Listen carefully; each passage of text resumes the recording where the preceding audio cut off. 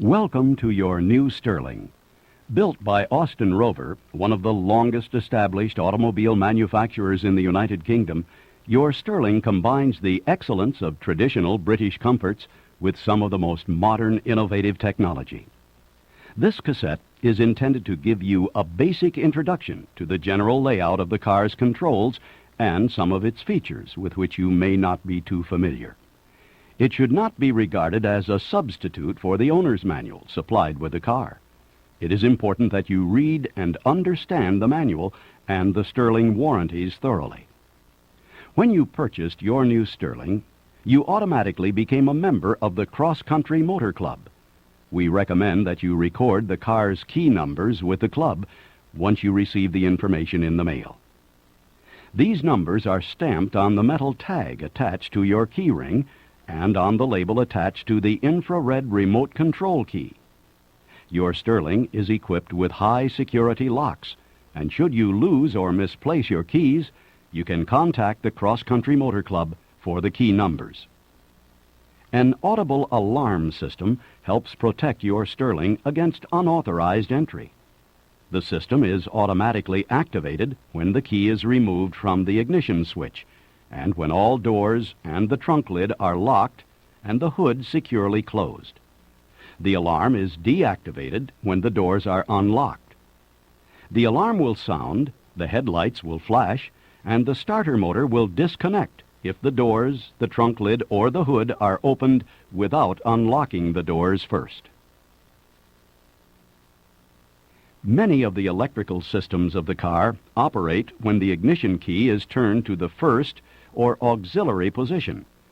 These include the AM/FM stereo cassette, electrically adjustable seats, door mirror adjustments, and memory function for driver's seat and side mirrors.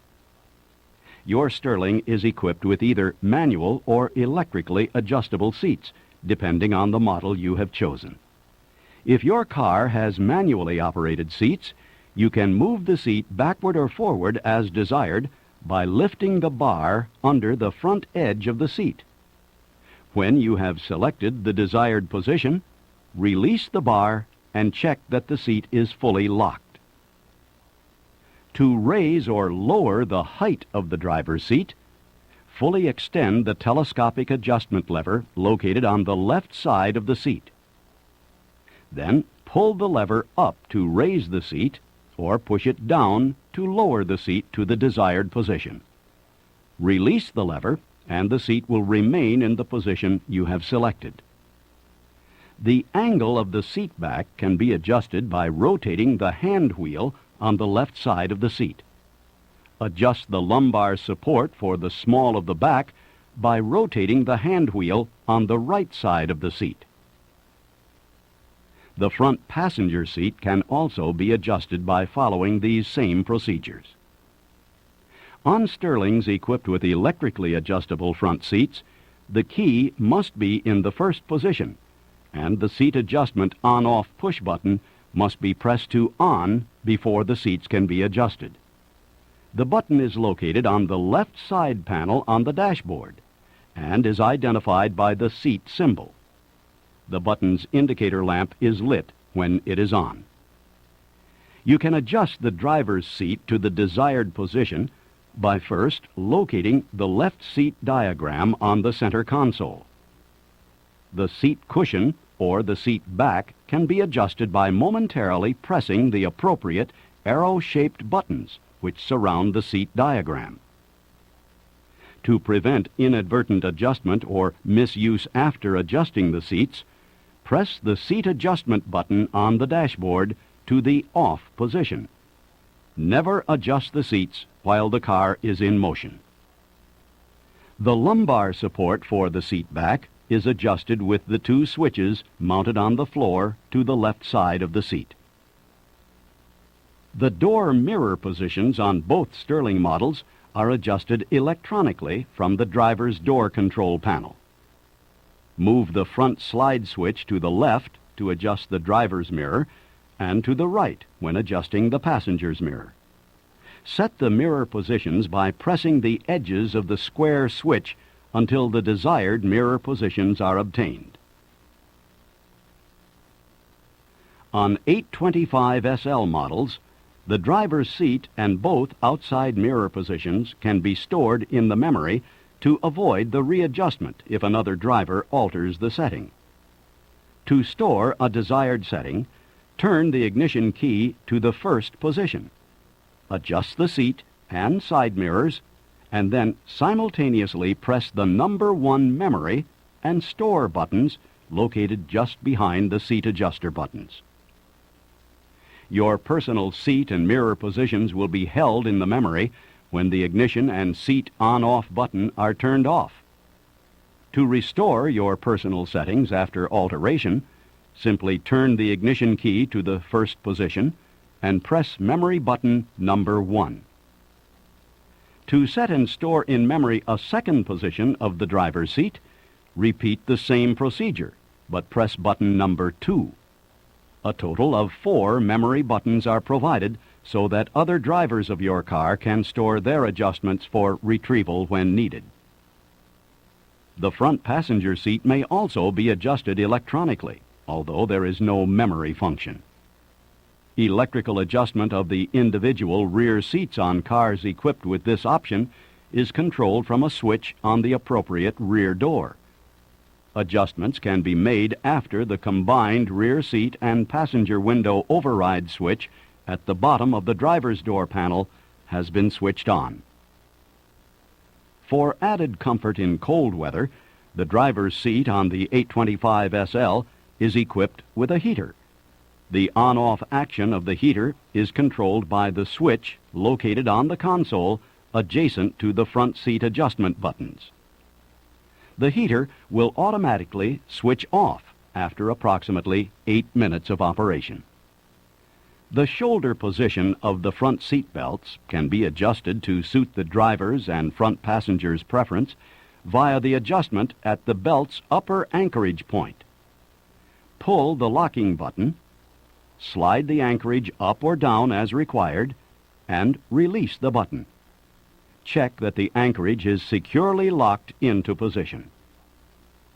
The angle of the steering column can also be adjusted by simply raising the recessed lever on the left-hand side of the steering column. Move the steering wheel to the most comfortable position and release the lever to lock the steering column in the selected position. Never adjust the seat belt shoulder position or the steering column while the car is in motion. All 4 windows are electronically controlled from the switches mounted in the corresponding window positions on the driver's door control panel. Switches on each of the other doors are for individual operation. When the override switch controlling the back seat and back seat windows located on the bottom of the driver's door panel is moved to the right, the back seat windows and seats cannot be adjusted from their respective door switches. All controls, instruments, and switches are conveniently placed and, where possible, identified by international symbols. Where appropriate, the direction of movement is also shown. These include the stalk-mounted switches on the left side of the steering column that control the lights and directional indicators, as well as the stalk-mounted switches on the right side that control the windshield wipers and washers. The left side stalk control has a slide switch on top that operates the parking lights and headlights. Move the switch left 1 position to turn on the parking lights. Move the switch fully to the left for the headlights. Pull the stalk control toward the steering column to switch on the high beams. Pulling on the stalk again will return the lights to the low beam position. A headlight flash to pass button is located at the end of the lever. To operate the windshield wipers, raise the right-hand stalk control up 1 position for normal wipe and up 2 positions for fast wipe. Move it down 1 position to obtain intermittent wipe. The slide switch on top of this stalk control varies the delay between intermittent wipes. Moving the switch to the left will shorten the delay time, and to the right will increase the delay time. flick the lever toward the steering wheel to obtain a single wipe. To operate the windshield washer, press the button on the end of the right stalk inward. You can also press this button to obtain a programmed windshield wash and wipe. The wash wipe will continue for as long as the button is pressed. When released, the washers will stop immediately and the wipers will continue operating for an additional 5 seconds. The interior lamps of your Sterling have time delay switches, which allow them to stay on for 8 to 10 seconds after the doors have been shut. If your car is an 825 SL model, you will appreciate the additional benefit of the Headlight Delay feature, where the headlamps will switch off after a short delay. This is particularly beneficial when parking at night in an unlit area. The brightness of the instrument panel display can be adjusted by sliding the dimmer control, which is located above the heater control panel. The brightness of the automatic transmission gear indicator can be adjusted by turning the control knob situated on the left side of the center console, adjacent to the lever.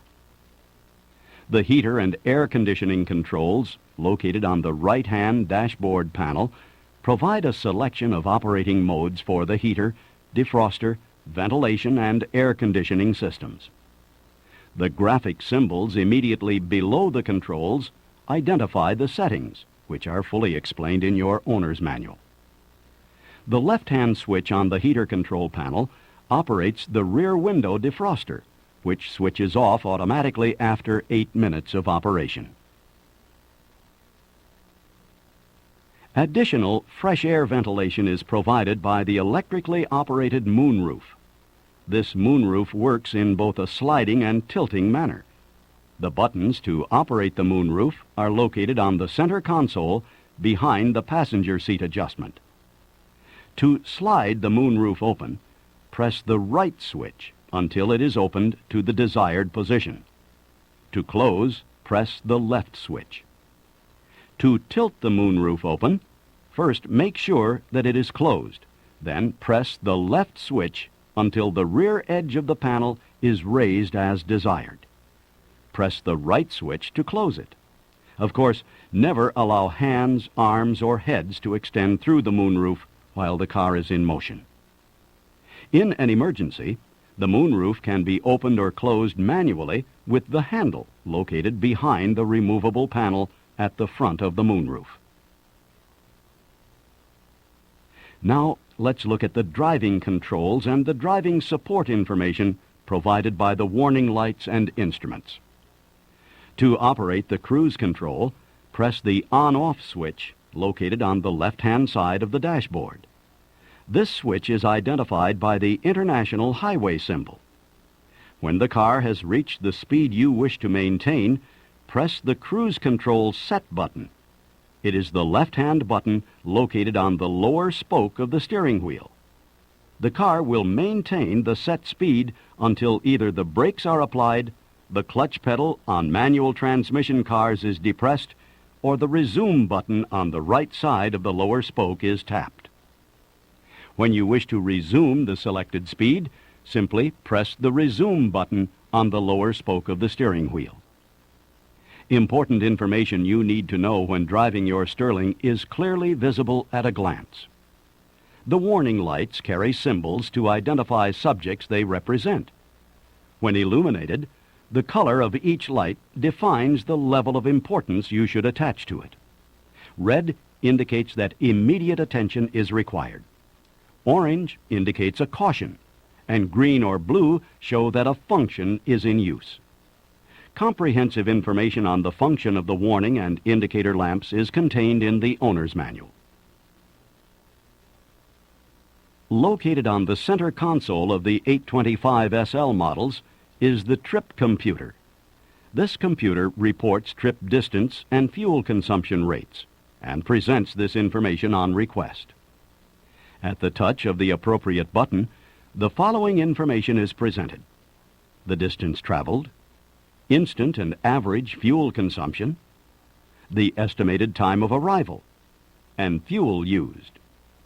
A digital clock providing stopwatch and calendar day-month functions is another feature of the trip computer. For detailed instructions on the operation of the trip computer, please refer to page 44 of the owner's manual. Integral with the trip computer is a vehicle monitoring system. The system diagrams the operation of the exterior lights. It will indicate the failure of an exterior light and will also provide a visible warning if the doors or the trunk lid have not been fully closed. Also, when outside temperatures fall to freezing, a snowflake symbol will appear on the vehicle monitoring system and an audible warning tone will sound. All the vehicle status display lamps glow when the ignition is first switched on, as a check that the lamps are functioning. 2 conventional keys and an infrared remote control transmitter are provided with your car.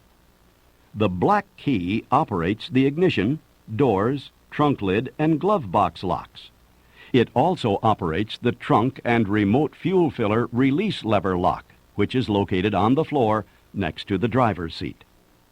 The gray key operates only the ignition and door locks. It is intended for use when the car is being parked by an attendant, when you may wish the trunk and glove box to remain secured. All 4 doors include electrically operated locks as part of the car's security system. To minimize the risk of locking the keys in the car, the front doors cannot be locked from the outside without a key or the infrared remote control transmitter. This transmitter can be used from up to 6 feet away to lock or unlock all doors by aiming its signal through any window of the car directly toward the receiver adjacent to the interior mirror. When used properly, this device is particularly useful at night and during inclement weather when speed in locking or gaining entry to the car may be desired. Be sure that nothing interferes with or blocks the signal transmission. By locking or unlocking the doors, the infrared transmitter will also activate or deactivate the anti-theft alarm system. The fuel filler door and hood can only be opened from inside the car.